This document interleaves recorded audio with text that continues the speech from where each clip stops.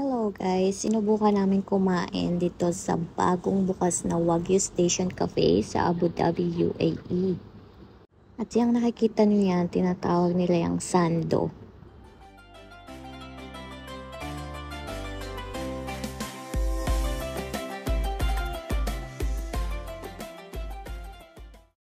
At iyan naman guys, yung steak nila, Wagyu beef. And yung makikita mo, 2 side dish na corn at saka mashed potato.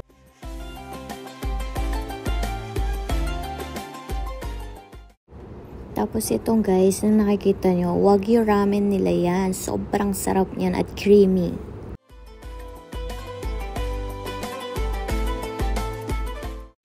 Sobrang sulit niya guys for 156.99 dirhams lang.